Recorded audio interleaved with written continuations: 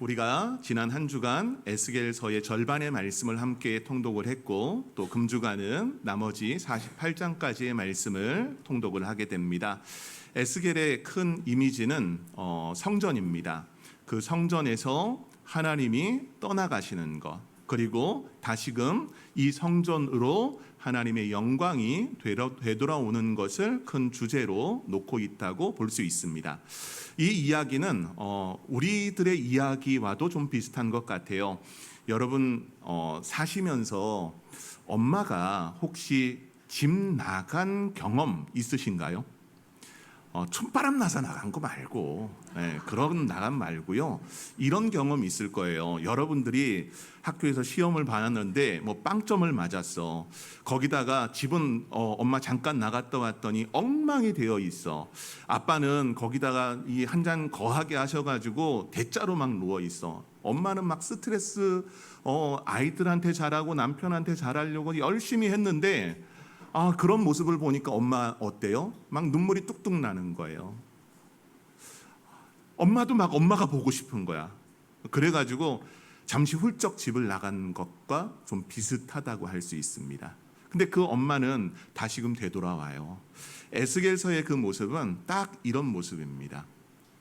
우리 안에 에스겔서의 이 모습은 세 가지 이 부분으로 나뉠 수 있습니다. 1장서부터 24장까지는 유다의 심판에 관한 메시지를 담고 있고 25장서부터 32장까지의 말씀은 열방의 심판에 관한 메시지를 담고 있습니다.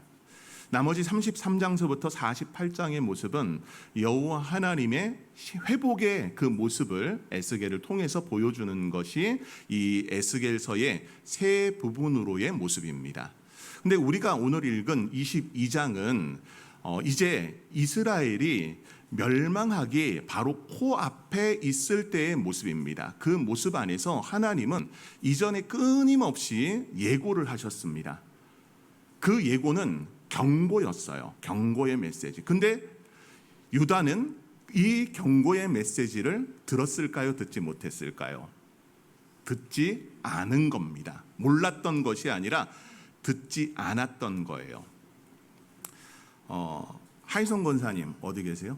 권사님 구룡포에 가면은 이 구룡포에 가면 보릿돌교라고 있죠. 잘 모르세요? 보릿돌교? 네, 그러실 수 있어요. 여러분들 보릿돌교라고 이름 들어보셨습니까? 못 들어보셨어요. 이 보릿돌교는요, 해상 인도교예요. 이 해상 인도교가 갯바위에서부터 해서 해안을 잇는 이런 다리거든요. 근데 이 다리가 지난 5월 달에 안전에 문제가 있다는 진단이 나왔어요. 그러면서 그 출입을 금지하게 됩니다. 그래서 통제선을 설치를 했고 출입 금지 표시판을 세우고 현수막을 붙여서 사람들로 그 통제선 안으로 다리를 건너지 못하게끔 했습니다. 그런데 이 개중에 낚시하시는 분들이 거기가 포인트였나 봐요. 그러다 보니까 한 사람 한 사람 들어가기 시작을 합니다. 근데 사람들이 들어갈 때마다 다리는 이상이 없는 거예요. 멀쩡한 겁니다. 멀쩡한 다리에 통제선을 쳐놓고 출입 금지라는 그런 표지판을 세워놨으니 낚시꾼들 입장에서는 굉장히 저기가 포인트인데 거기를 뛰어넘어서 그 다리를 건너기 시작을 했습니다. 처음에는 한 사람, 처음에는 두 사람, 그렇게 시작되더니 많은 사람들이 그 다리를 다니기 시작을 했습니다. 그러다가 지난주에 그 다리가 순식간에 무너졌어요. 아마 여러분들 뉴스를 통해서 봤을 겁니다. 그 다리가 바로 보릿돌교입니다. 여러분, 그 두 개의 교각이 무너지는 게 CCTV를 통해서 포착이 됐고 뉴스에까지 나왔습니다. 교각 두 개가 한순간 무너져요. 약 50m의 이 다리가 굉음과 함께 바닷속으로 내려앉습니다. 다행인 것은 그 무너질 때 그 다리를 지나는 사람이 한 명도 없었다는 거예요. 그러니까 다리가 무너지니까 그 갯바위에 낚시꾼들 한 17명 정도가 거기에 고립되는 일이 있었습니다. 여러분, 경고가 없었던 게 아니에요. 경고는 오래전서부터 있었어요. 통제선도 있었고 출입을 금하는 표지판도 있었습니다. 문제는 뭡니까? 경고를 듣지 않는 것이었습니다. 사람들이 한 사람 한 사람 건너면 자연스럽게 아무 문제가 없다 보니까 그 다리를 수많은 사람들이 건넜습니다. 무서운 것은 균열 그 자체가 아닙니다. 균열이 아니라 경고에 너무 익숙하다는 겁니다. 경고에 익숙하다. 여러분들은 어떻습니까? 우리는 살다가 보면은 어떤 경고가 올 때가 있습니다. 근데 그 경고를 무시할 때도 있어요. 그러나 여러분들이 밀접하게 경험하고 있는 바 어떤 경고가 있으면 그 경고를 무시하지 않습니다. 건강에 대한 신호가 안 좋아요. 그러면 여러분들은 어떻습니까? 병원을 찾아가겠지요. 정확한 진단을 하고 약을 받든지 수술을 받든지 해서 여러분의 건강을 다시금 회복시키려고 할 것입니다. 만일 여러분들 연애를 하는 사랑 정선에 만일 이상이 있어요. 카톡을 보냈는데 일십이에요. 아니면 연락을 했는데 도통 연락을 안 받아요. 그러면 내 연애 전선에 뭔가 문제가 있구나라는 것을 생각을 하면서 뭐가 문제일까 하며 그 사람을 찾아가고 또 만나려고 애쓰고 그걸 사랑을 회복시키려고 하지 않겠습니까? 자녀의 모습도 마찬가지고 우리의 생명의 모습도 마찬가지입니다. 작은 신호에도 우리는 쉽게 반응합니다. 그런데 이상하게도 근본적인 영혼의 문제, 여러분들의 신앙의 그 문제에 대해서는 조금은 무심함의 모습이 우리에게 있지는 않습니까? 여러분의 육신의 균열에는 그렇게 민감하면서도 여러분들의 영의 균열에는 무디지 않은지요? 여러분, 우리는 이런 일들이 조금은 익숙해졌습니다. 오늘 하나님은 에스겔 선지자를 통해서 가슴 아픈 말씀을 하십니다. 하나님이 내가 찾는 사람이 있다라고 말씀을 하십니다. 무너진 것을 보고 비판할 사람이 아니라 하나님은 그 무너진 틈을 들어갈 사람을 찾고 계신데 이 말씀에서 가장 가슴 아픈 말씀은 찾지 못했다는 겁니다. 사람이 없어서가 아닙니다. 사람은 많았습니다. 하지만 하나님이 찾으시는 사람은 없었다는 겁니다. 직분을 가지고 있는 사람들은 있었지만 책임을 지는 사람이 없었음을 본문은 우리에게 보여줍니다. 여러분, 이 말씀이 오래전 예루살렘과 유다를 향한 말씀이지만 오늘 우리 교회 또 우리의 심령을 향해 주시는 말씀이기도 합니다. 누가 그 무너진 곳에 서 있겠느냐?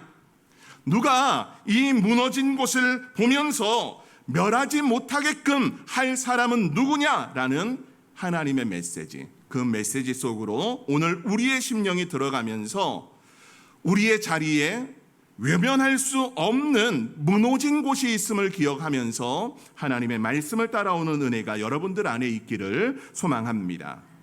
여러분, 본문에 우리가 30절 31절 말씀을 봤는데요, 이 본문의 말씀은 23절 말씀서부터 봐야 됩니다. 이 상황은 유다 사회에 여러 계층의 사람들을 하나님께서는 지적을 하세요. 선지자도 등장을 하고요, 고관도 등장을 하고 제사장, 백성에 이르기까지 쭉 나열을 하면서 그들의 상태가 어떤지를 보여줍니다. 특별히 오늘 이 22장의 내용이 이스라엘의 멸망과 조금 밀접해요. 시간상으로 봤을 때 한 멸망하기 한 5년 전 그 정도로 보면 좋을 것 같아요. 그 당시에 유다가 가지고 있었던 이런 죄악의 모습들, 특별히 여러 사회 계층의 사람들의 모습이 어땠는지를 본문을 통해 보면 선지자들을 먼저 이야기합니다. 자, 25절 말씀 우리 함께 읽어볼까요? 25절 시작. 그 가운데서 선지자들의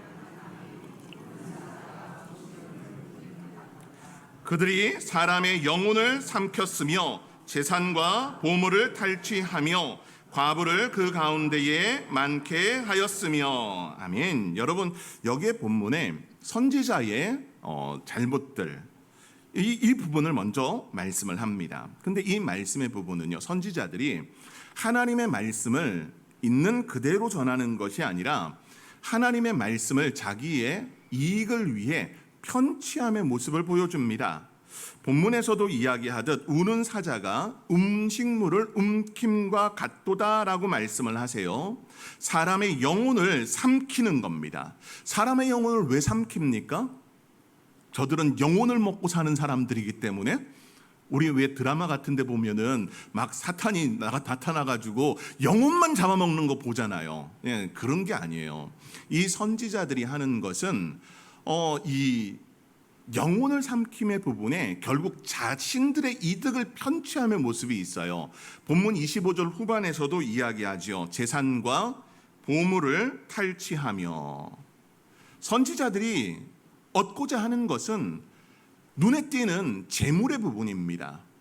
재물의 부분 때문에 사람들에게 잘못된 하나님의 말씀을 선언하고 선포하는 겁니다. 즉 듣고 싶은 말만 듣게 하는 거예요. 여러분, 우리는 어떻습니까? 좋은 말에는 반응합니다. 여러분들을 좀 찌르는 말, 여러분들에게 좀 회개해야 할 말을 하면은 여러분들은 어때요? 그거 전하는 사람에 대해서 뭐 저런 걸 말해 라고 우리는 할 수 있거든요. 선지자들의 역할은 가감없이 하나님의 말씀을 전하는 겁니다. 축복만 전하는 자들이 아니에요. 시대의 죄악도 선언하는 사람들이 선지자의 역할입니다. 근데 그들은 자기들의 편익을 위해서, 이익을 위해서 하나님의 말씀을 왜곡하고 사람들이 듣고자 하는 말만 전했다는 겁니다. 두 번째, 고관들입니다. 본문인 27절 말씀을 보게 되면 고관들에 대해서 뭐라고 말합니까? 고관들은 음식물을 삼키는 일이 같아서 불의한 이익을 얻으려고 피를 흘려 영혼을 멸하거늘이라고 말합니다. 여러분, 고관들 어때요? 고관들도 선지자들하고 좀 비슷하죠. 불의한 이익을 얻으려고 라고 합니다. 고관의 역할은요, 당시 위정자들의 역할은 민족의 그 백성들을 보호하는 역할을 하는 사람입니까? 위에서 군림하는 역할의 사람입니까? 그 시대는 위에서 군림하던 시대였습니다. 하지만 성경이 보여주는 것은 저들을 채용을 하고 저들을 임명한 가운데는 바로 백성을 보살피라고 합니다.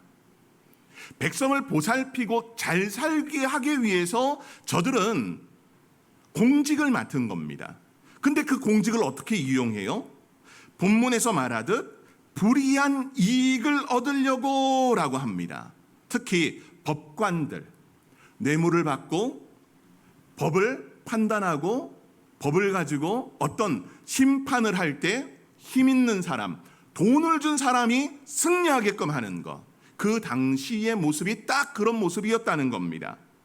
반대로 이제 반대가 아니라 26절로 말씀으로 와보십시오. 26절에는 제사장들에 관한 이야기가 등장해요.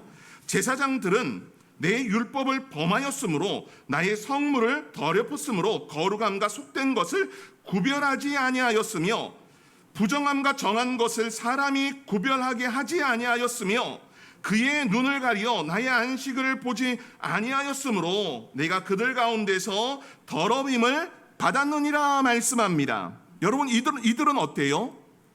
제사장의 역할은 정함과 부정함을 구분하는 사람입니다. 정함과 부정함을 구별한다는 것은 죄인지 죄가 아닌지 판단할 수 있는 율법을 아는 사람들이고 제사의 부분을 아는 사람들입니다. 그런데 이들조차 무엇하고 있습니까?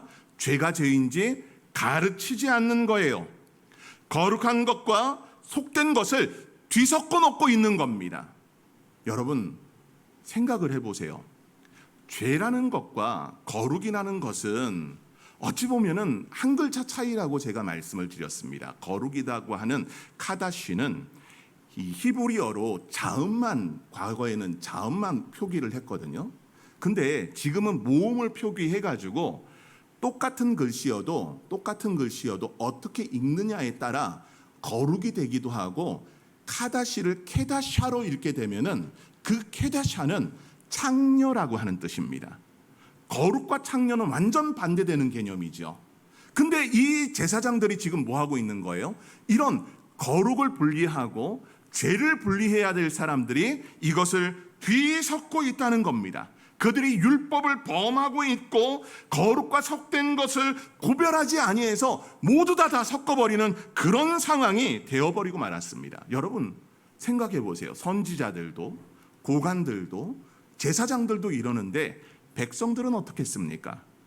본문을 보게 되면 29절에 백성들의 모습을 보여줍니다. 이 땅 백성은 포악하고 강탈을 일삼고 가난하고 궁핍한 자를 압제하고 나그네를 부당하게 학대하였으므로 라고 말합니다. 백성들은 다 똑같지 않아요. 그 안에는 빈부의 격차, 힘의 논리가 있는 것이 사람들의 모습입니다. 여러분 그렇지 않습니까? 우리가 사는 사회도 권력을 가지고 있는 사람, 힘을 가지고 있는 사람, 재력을 가지고 있는 사람, 그들이 때로는 우선될 때 있지 않습니까? 그렇잖아요. 근데 이 사회 백성들 속에서는 가난한 사람들, 나그네들, 즉 성경이 말하는 고아와 과부와 객을 하나님은 어떻게 하라고 했습니까? 그들을 선대하라고 했지만 오늘 이 시대의 사람들은 이런 약자는 철저히 뒷밟는 모습을 보여줍니다. 강자 앞에서는 약하고 약자 앞에서는 강한 사회가 바로 이 사회였음을 우리에게 보여줍니다. 왜 이런 사회가 됐을까요? 그 이유는 여러 가지 이유를 들 수 있습니다. 근데 우리는 이 유다의 멸망을 보면서 먼저 유다가 있던 예루살렘 성벽과 성전이 먼저 무너진 것이 아니라 사람들의 마음, 하나님을 향한 신앙의 모습이 무뎌지고 무너지기 시작했다는 겁니다. 그것이 바벨론 군대가 들어오기 전에 사람들은 탐욕에 빠져 있었고 거짓의 모습에 그들이 허우적거리고 있었음을 우리에게 보여줍니다. 여러분 교회 공동체도 마찬가지입니다. 어느 날 한순간 교회가 무너지는 게 아니에요. 처음에는 무심의 마음으로 시작합니다. 마음이 없어요. 뜨겁게 찬양을 하고 말씀을 듣고 기도할 때가 있었던 여러분들이 어느 순간서부터 무심해지는 겁니다. 마음을 어디 안 두는 거예요. 하나님께 두지 않고 믿음의 공동체에 두지 않고 어느 순간서부터 세상에 두기 시작을 합니다.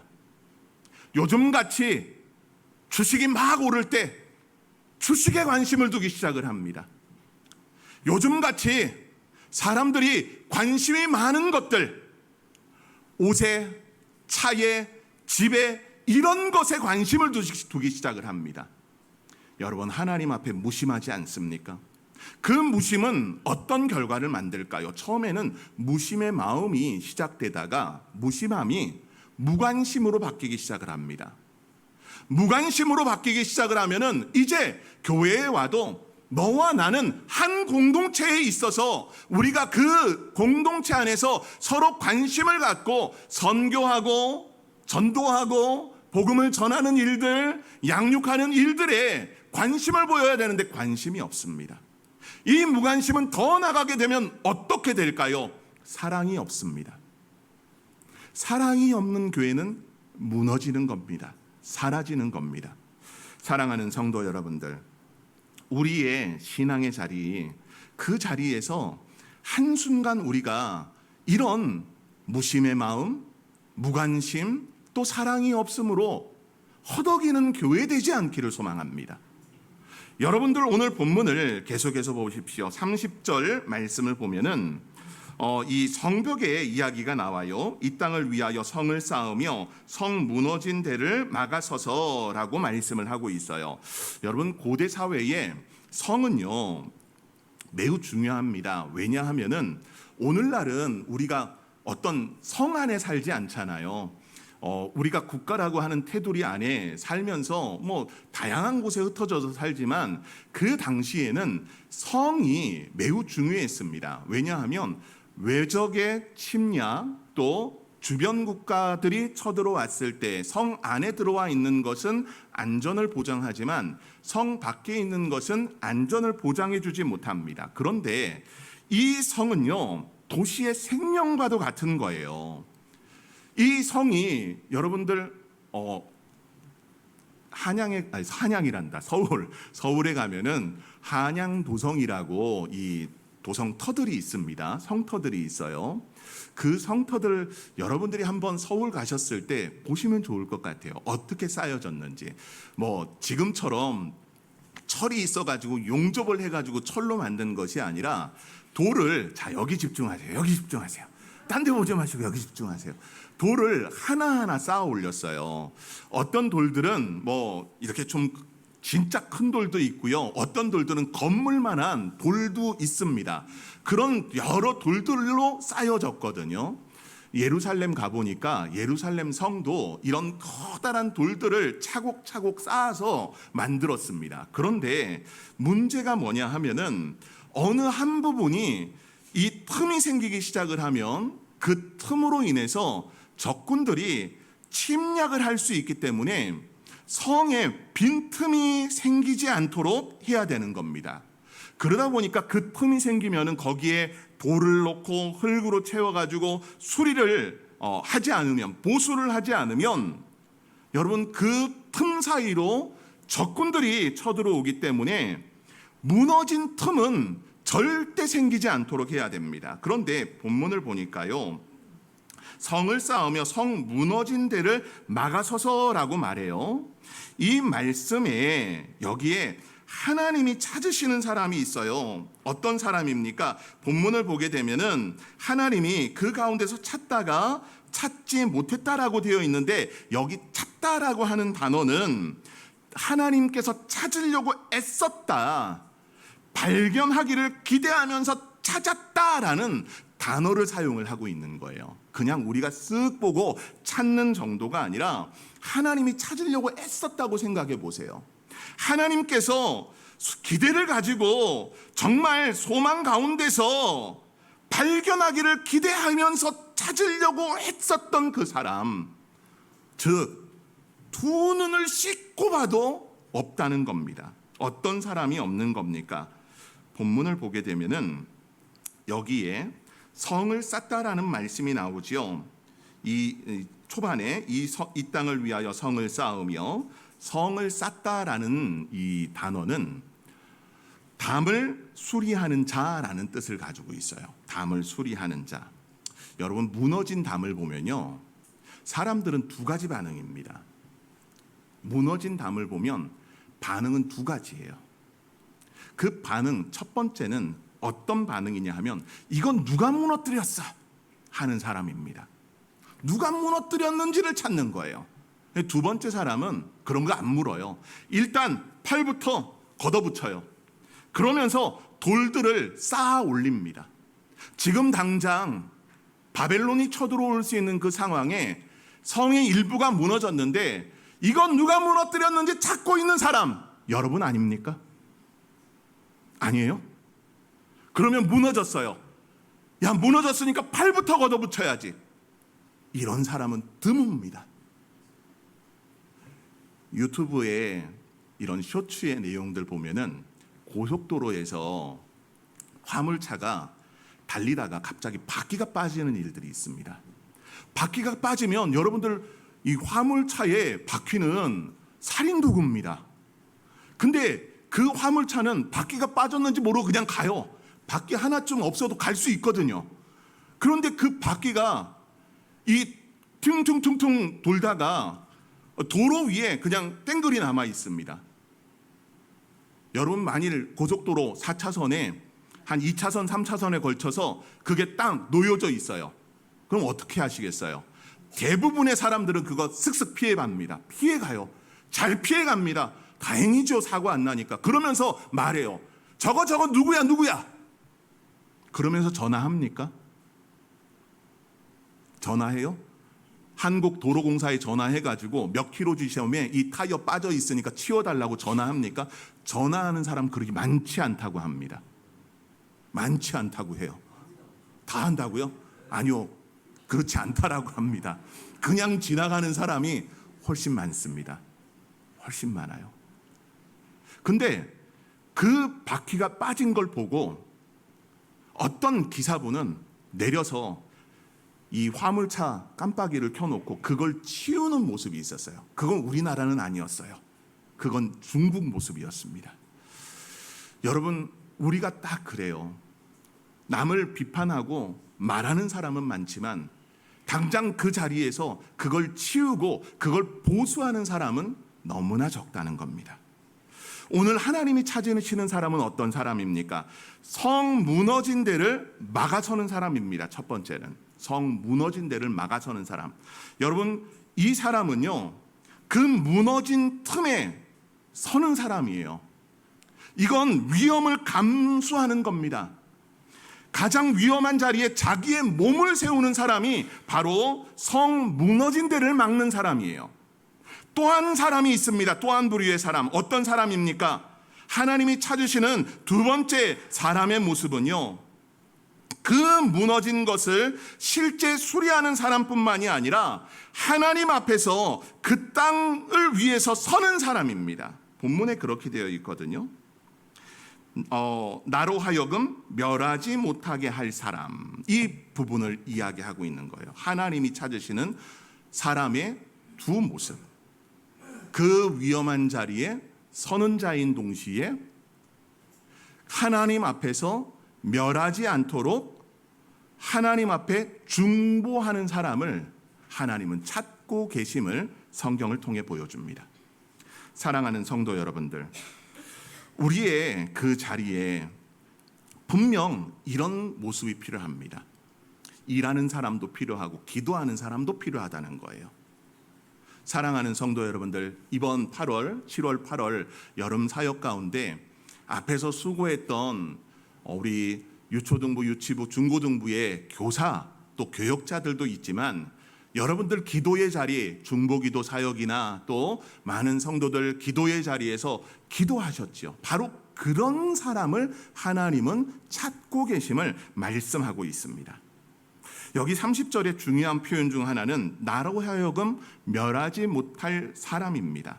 여러분, 이걸 좀 직역을 하면은 내 앞에서 그 땅을 위해서 무너진 틈에 서는 사람, 그 사람은 하나님 앞에 서는 사람입니다. 사람 앞에 서는 사람이 아니라 하나님 앞에 서는 사람. 여러분, 구약에서 무너진 틈에 섰던 대표적인 인물이 있다면 누가 있을까요? 모세입니다. 모세가 출애굽기 32장을 보게 되면 이스라엘 백성이 이 시내산 밑에서 아론을 통해 금송아지를 만들고 그 금송아지에 제사함의 모습이 있었습니다. 그걸 하나님께서는 죄로 분명히 책망하십니다. 근데 모세는 어떻습니까? 그 책망 속에서 모세도 분명히 그 죄를 지적합니다. 그 지적을 넘어서 나갈 때 오늘 말씀은 어떠냐? 32장 32절에서 이는 그들의 죄를 사하시옵소서, 그렇지 아니하시오면 원하건대 주께서 기록하신 책에서 내 이름을 지워 버려주시옵소서라고 말씀을 합니다. 모세는 완벽하게 이스라엘 백성의 죄의 그 틈, 벌어짐 사이를 메꾸는 심령으로 등장합니다. 여러분, 죄는 이 중보라고 하는 것은요, 저들의 죄를 덮어주는 자들이 아니라 죄인을 포기하지 않는 것임을 우리에게 보여줍니다. 사랑하는 성도 여러분들, 무너진 곳을 보면 본능적으로 우리는 뒤로 물러서려고 합니다. 그러나 하나님은 누가 그곳에 서겠느냐라고 질문하십니다. 저는 여러분들이 무너진 저 가는 그 곳에서 기도하고 그 무너진 빈틈을 메우는 믿음의 성도들이 되기를 소망합니다. 본문을 보면은 찾다가 찾지 못하셨대요.